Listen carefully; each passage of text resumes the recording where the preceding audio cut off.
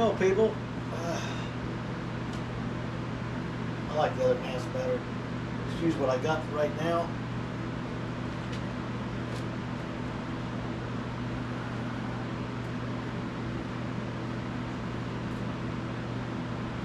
Got the panel done. I'm considering what to do about the defroster vents. They're up here. Gotta keep the crud out of the windshield wiper arm install. I got some taping to do. I'm going to shave off body lines as much as I can.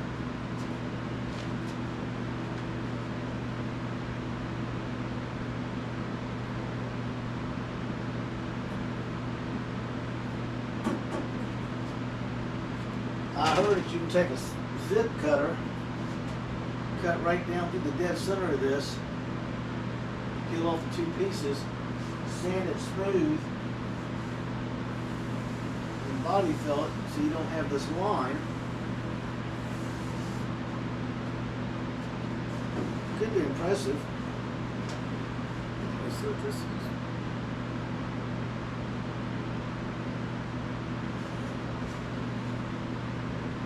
I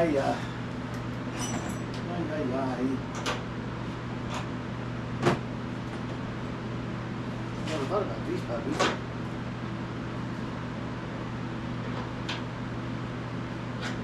Not that size.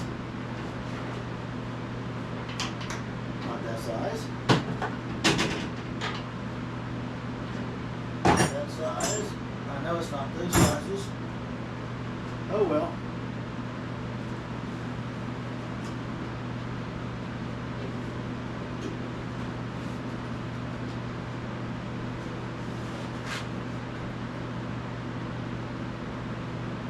If those will screw out, screw back in, it'll make prepping this car so much easier. I'll have to think about doing that line. I think I can sand it flat and then run that zip cutting blade right dead down the center. And shave it off. Scary, isn't it? Things you think of while you're working on your car. Got this all done up. Tomorrow is polish and shine day.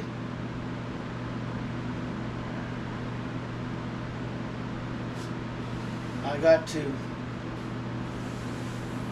clean the primer back off the areas where I'm going to be putting the wheel flares, especially in the back, because this is going to be cut. Get overspray all over it.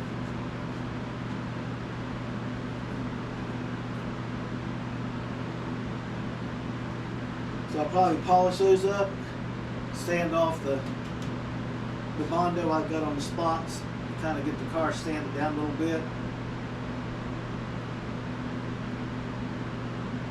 I need to get the shop vac in here and get the top two layers of crud off these floors. Up here, this finally got cleaned up. I got to get these taped off. I'm not going to take them out. I just want to tape them.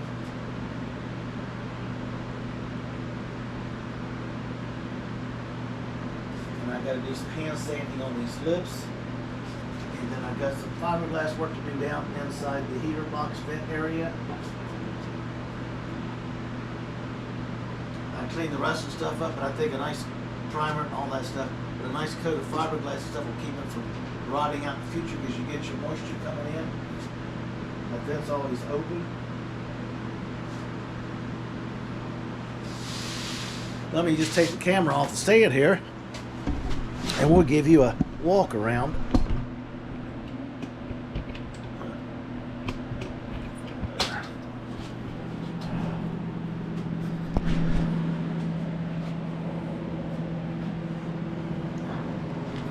I still haven't touched this header. I got to grind it, re-weld it, and grind it again. Get it wrapped in heat paint, paint it in heat paint, and wrap it in heat wrap, and get it installed. Because I'm installing stuff in the car, and these need to be in so I know where everything fits. See, this came out real good back here. I need to order these. I think this one's going to break for sure when I go to unbolt it. That one over there is already cobbled up. They clip in the bumper and slide forward to lock it in place on the ends. Get this polished up tomorrow. Get a little sanding done here and there. I'd like to get this strip out sometime the next few days. Think about knocking these out, drilling them out, putting riv nuts in, and sanding this off. And then use those for the mirrors when they get here. Be so much easier. I missed the spot when I was mudding. I'll get some rust inhibitor on that first. Kind of just give you a walk around where we've been doing.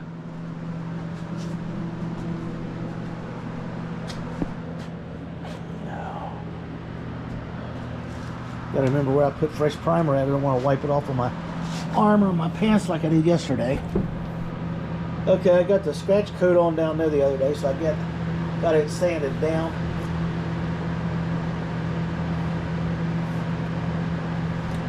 This needs to get mudded, and then it needs to get sanded down with some 80 followed by 220.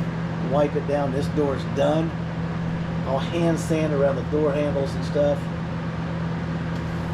Again, I gotta remove all the primer. I gotta remove some Bondo and stuff I did up here wrong. That's the problem child right back here.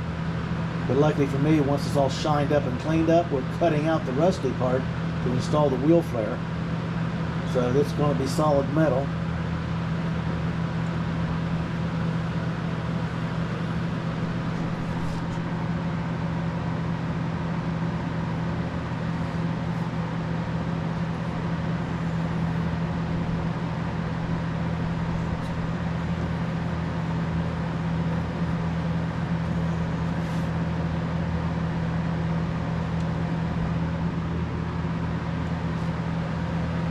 She's coming together quick. She really is. The funny part of it is you can actually feel ridges with your fingers because of all the paint that was put on this thing. So when the time comes, I got to go around with a pencil and mark everything I feel and hand sand everything as I go, and then go back and do the touch-ups. I'm not putting a Barrett Jackson paint job on here, but for the time spent, I want to get my money's worth and make it look nice. Now what I did was I took that fender I showed you here, cut this section out right there, and made, yeah, this one. And I had another piece below it that I used over there, and I used my vise because I don't have a brake to put the folds and crease in it, and I did that one over there. This piece right here, okay, I cut it out. It is the new dog leg on the other side. This one didn't need a whole dog leg, it needed a bottom piece, so I used the wider piece down here so I can manipulate it and retrim it and get it to fit perfect. There it is. So my wife was asking me what was going on. I said, well, couldn't you buy the part? And I said, I could buy the part, but it's going to blow the budget because it's $100. I said, because for one of them, so it would be $200, whatever. You pay $69 for the rocker, and you cut off the piece that you need and put it on, which doesn't make any sense since I'm not putting the whole rocker on. Then you got to pay tax and freight on it. So say $100 bill for one of them. Then you got the second one. And I said, now I got enough money to buy the primer and everything to primer the car multiple times and buy the mirrors I want to put on here with the same amount of money. When this metal was sanded, ground clean, installed, it's no better off or any worse off than the part that's coming in the box. Okay, people? You gotta use your head. Now, I got a couple guys that were stuck. They're unstuck now. They followed my build on my drive shaft and on my rear end. The S10 rear end out of a standard cab, 2-door pickup. If you think I'm bullcrapping you about the backer plate to backer plate, get a tape measure and go to a junkyard. You're going to surprise yourself, unless you find a fluke truck. I measured several of them, and I talked to an old boy who was standing there, and he was a T-bucket builder. I remember years ago. He said, "What are you building?" I told him. I said, "But I gave him backer to backer plate measurement," and he said, "I use those on my T-bucket builds." He says, "You want a 2-door S10 cab? They don't have any of them left. I just bought the last one. It's in my truck." I said, "Okay." I said, so we went out, we measured one, had disc brakes on it. It was 5 inches wider. Now, this one is only, the width of the brake drums and stuff is what it's overly wide. From backer plate to backer plate, it matches the MG rear end within 1/4 of an inch. So instead of having your little brake shoes like this and the pretty little brake drums, you got some meat back there. And if it's a 2.2, you're either going to get a is it 373 or a 410. Look at the tag on the glove box of the truck or on the door jamb, depending on where they put it, for whatever year you're looking at. This one is a 410 posi. I got a posi unit. That was a bonus. Then I upgraded the spring, U-bolts and everything. These guys ordered the same stuff I did. I told them where to get it. They said their rear ends just fell right in place. And I said, it was just a fluke. I spent 7 weeks because I wasn't going to buy a 9-inch Ford rear end, cut the housing, cut the fit axles, and go to all that nightmare. I brought this thing, cleaned it up, ripped everything off both ends, painted it, wire brushed it, cleaned it up, ground the paint off the welding zones, tossed it up on 2 jack stands.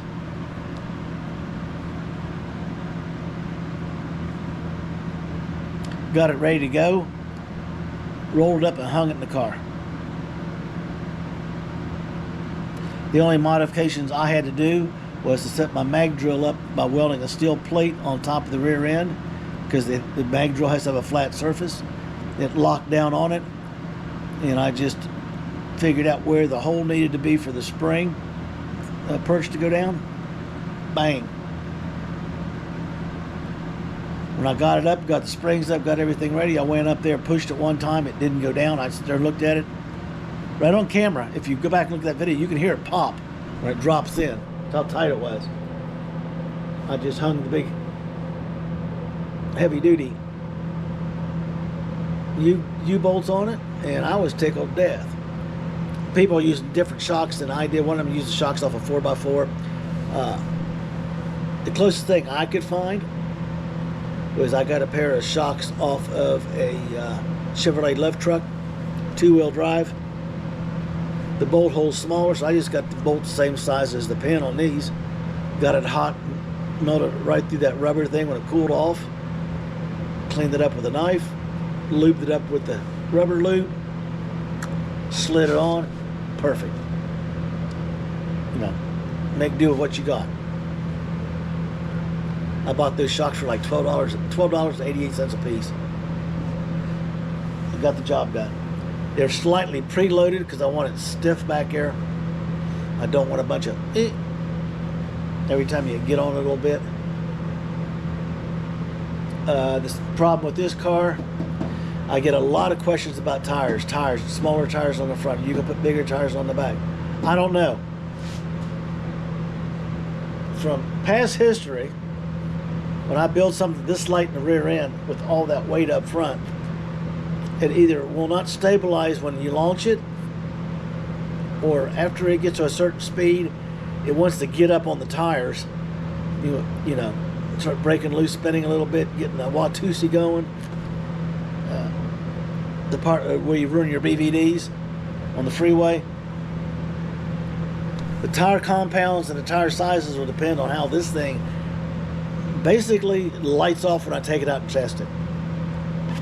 I know there's a couple warehouses that got huge parking lots in them.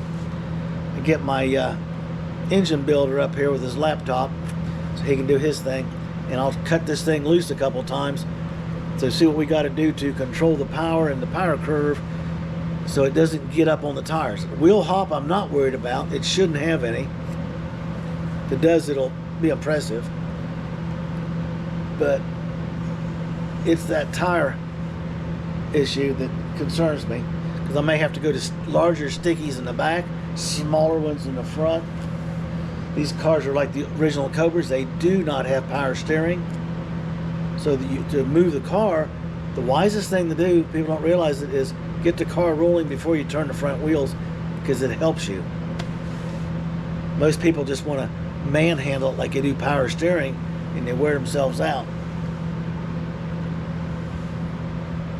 And there's some guys that have actually put in some electric assist units.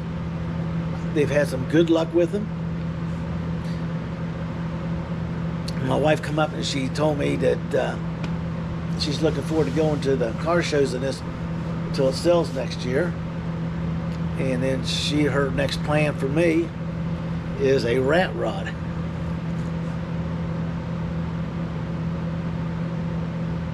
The woman spends too much time watching TV. So I told her if I'm going to do one, I'm going to do an old car in the 40s. I want one with suicide doors, you know, a 4-door. Not one of them mile-long barges, but a reasonably sized car. I want to cut it in half, make a 2-seater out of it, shrink it. And in the process of shrinking it, after the top is cut, I want to measure what I'm cutting out of the cab of the car, the body of the car, and pre-cut the frame and redo the rear end. Like I was explaining to, a 40s car's got almost got a flat floor in it. It doesn't have a hump or transmission tunnel. So there's a lot that's going to have to go down to get that car on the ground where she likes them. So I told her, what we'll do is set it up and work on it. I could have built a lot of stuff for a rat rod with the stuff I hauled all out of here on this car, parts. Because I'm limited and I got to watch the city code inspector. You get bitching at me because I'm running a body shop in a residential neighborhood. Buttheads. Looking real nice. So much nicer that looks than that. It matches the doors, because the doors don't have it, but the body does.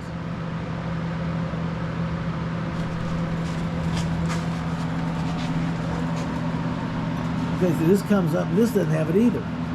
Just the front fenders. It's got its line up here.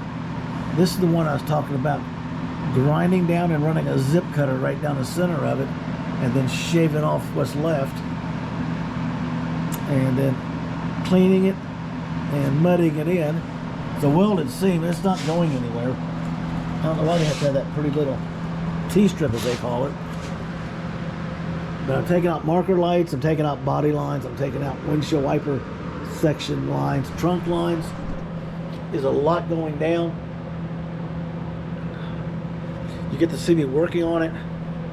This is just like, I call it a scratch coat. I just want to get a feel for it. Now the next coat I'll get on there, I'll spend more time working on it instead of just smearing it on to get it smoother. And then we'll start cutting it down and see what we got to work with.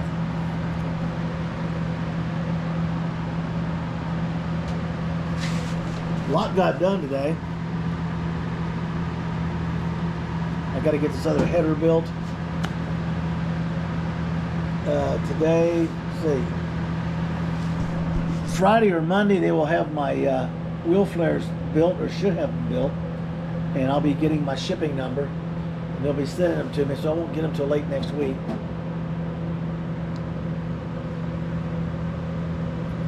I would love to get it cut and set and measured and tacked in, and see if Jimmy will come back over with his MIG and every 1 inch go in there and burn a weld in it, because the guy knows, he knows how to use a MIG welder better than I do. I'm still getting better at it. I was using mine the other day. I started having shoulder cramps and it really screwed up my welding, so I had to shut it down. I get a cramp and my hand starts to shake a little bit, and if you weld, you know what that does to you. It'll all change out, people. Camera's red hot. I've had enough.